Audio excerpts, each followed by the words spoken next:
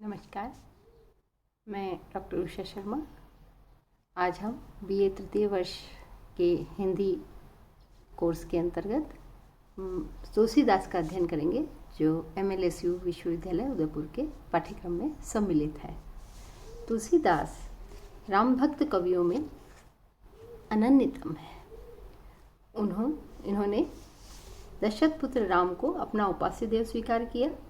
इनका जन्म 1532 में और इनकी मृत्यु 1623 में हुई ईस्वी में। और इनके जो जन्म का नाम जो था वह रामबोला माना, क्योंकि ऐसा माना गया कि इनके माता पिता ने इन्हें छोड़ दिया। तो गरीबी अवस्था में इनका बचपन बीता और इन्हें रामबोला कहा करते थे। इनका जन्म स्थान राजपुर माना गया है। गोस्वामी जी के गुरु का नाम नरहरि बाबा था और इनके द्वारा रचित 12 ग्रंथ जो है वो प्रामाणिक हैं, जिनका उद्देश्य हम पहले जिनका वर्णन जो है पहले वाले वीडियो में कर चुके हैं।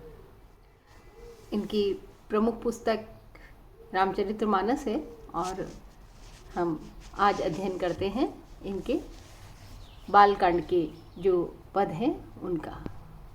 आइए हम अध्ययन करते हैं। अवदेश के द्वारे सकारे गई, सुत गोद ले भूपति ले निकसे, अवलोकी हो सोच विमोचन को, ठगी सी रहे जो न ठगे धिक है।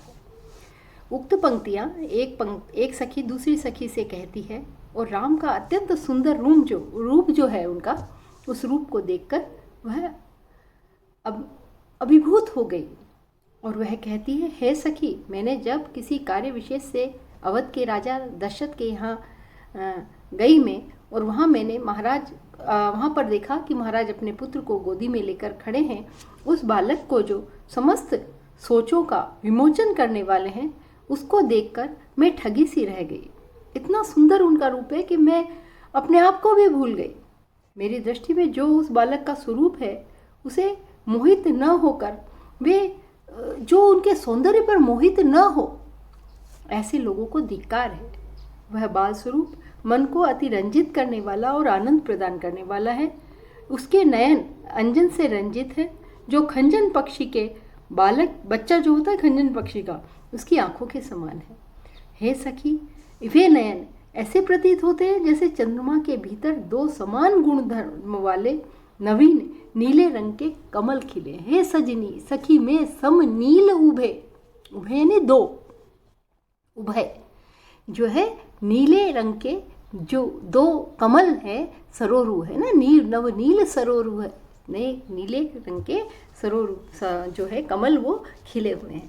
इतना सुंदर रूप उन्होंने इसका वर्णन किया है, मनोहारी वर्णन है। और नेत्रों का जो वर्णन किया है वह तो समशील, यहाँ उपमा अलंकार का है ना, उसके समान नेत्र जो है वहाँ विकसे हैं। और जो ठगे से न रहे वह भी धिक्कार है उनको, अर्थात एक प्रकार से है अगर इतने सुंदर रूप पर भी नहीं होते तो किस पर होंगे। इस प्रकार से ब्रज भाषा का सुंदर प्रयोग किया गया है। अनुप्रास सर्वत्र है। अगला पद देखते हैं हम। पग नूपुर ओ पहुँची कर कंजनी, मंजू बनी मणिमाल हिए, नवनील कलेवर पीत झगा झलके, पुलके नृप गोद लिए, है ना। तो इसका वर्णन तुलसीदास ने बाल स्वरूप का ही वर्णन किया इसमें भी।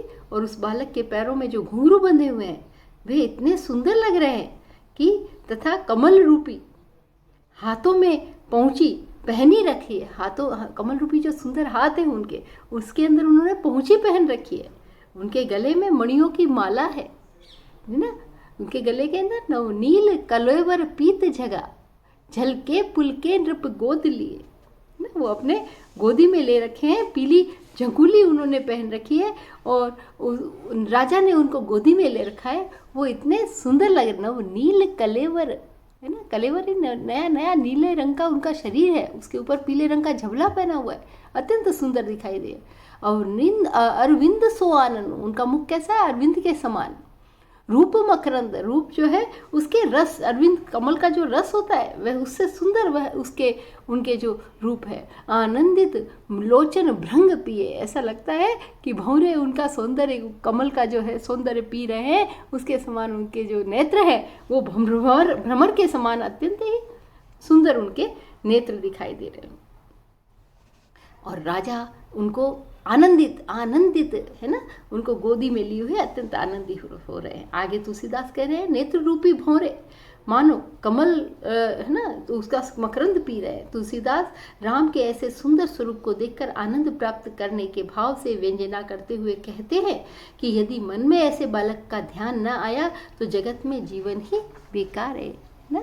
अगर संसार में हमारा जीवन है वह बेकार है। इतने सुंदर बालक का स्वरूप तो हमें आंखों में बसा लेना चाहिए। यदि वो नहीं बसा पाए तो हमारा जीवन बेकार है। अगला तीसरा पद देखते हैं। कब हुक ससी मांगत आरी अरे, कब हुक प्रतिबिंब निहारी डरे, है ना। बालक कृष्ण की क्रीड़ाएं हैं यहाँ पर। इस पद के अंदर उन्होंने क्रीड़ाओं का वर्णन किया है जो बालकांड से ली गई है। कब हुक वो हारी जिद कर लेते हैं, और कभी चंद्रमा का प्रतिबिंब या स्वयं का प्रतिबिंब भी देखकर डर जाते हैं कि ये कौन आ गया। कब हुक कर ताल बजाई ना, कहा थी इसमें तालियां बजा बजा कर नाचने लगते हैं। और मातु सबे मोद मरे, सब माता जो है उनके इस क्रीड़ा को देखकर अत्यंत आनंदित हो जाती है। कब हुक ऋषियाई कहे हटिके, कभी क्रोधित हो रहे हैं, हट करते हैं। पुनि लेत सोई जही लागे अरे, पुनः जो है सब लोग उनको, माता जो है उनको गोदी में लेकर अत्यंत मन को प्रसन्न कर रही है।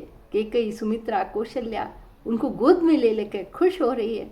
बालक की यह स्वाभाविक वृत्ति होती है कि कभी आनंदित होता है, कभी नाराज हो जाता है। जिस वस्तु को पाने की हट करता है फिर उसे ही प्राप्त कर लेता है। तुलसीदास कहते हैं कि अयोध्यापति राजा दशरथ के चारों पुत्र तुलसीदास के मन रूपी मंदिर में सदैव विचरण करते हैं, है ना। तुलसी सदा तुलसी मन मंदिर में बिहरे। देखो यहाँ पर उपमा अलंकार है, नहीं सॉरी रूपक अलंकार है, मन रूपी मंदिर, है ना। करताल बजाई है, इस प्रकार से यहाँ पर रूपक अलंकार का वर्णन किया गया और बहुत सुंदर एक चित्रात्मक छवि है। कभी मांग रहे हैं, कभी डर रहे हैं, कभी ताली बजा कर रहते रहे, तो आंखों में जैसे चित्रता उपस्थित हो जाए, इस प्रकार का वर्णन कवि ने इसके अंदर किया है। वही अत्यंत सुंदर सौंदर्य का वर्णन किया है। तुलसीदास बालक, अगला जो पद है उसके अंदर हम देखते हैं कि इन्होंने बालक राम के मुख सौंदर्य का वर्णन करते हुए कहा है कि बरदंत की पंक्ति कुंद कली, उनके दांतों की जो पंक्ति है ऐसे लगता है जिस प्रकार से मोगरे के कलियां जो है वो अत्यंत सुंदर हो रहे, अंदर अत्यंत सुंदर लग रही है ना।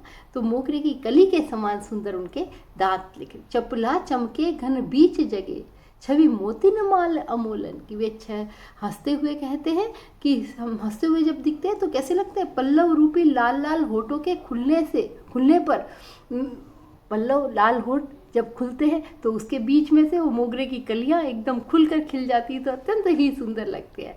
उनके श्यामल शरीर पर बादलों के मध्य चमकती हुई बिजली, चपलाप चमके घन बीच, काले काले शरीर के ऊपर, नीले नीले से शरीर के ऊपर बादल रोपी, और उसके ऊपर जो है उनकी मोतियों की जो माला है वह बहुत ही सुंदर दिखाई दे, ऐसे लगता है बिजली चमक रही है।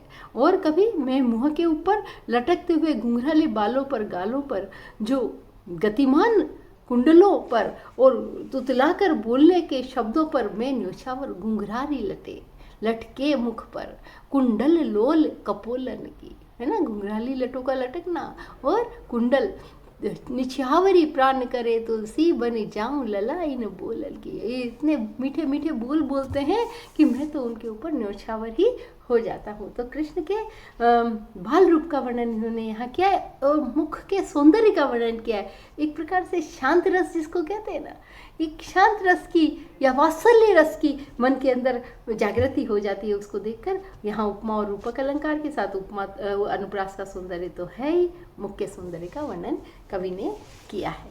तो इस प्रकार से यह इनका बाल रूप का वर्णन कवि के तुलसीदास के द्वारा इन पदों के अंतर्गत किया गया है। धन्यवाद।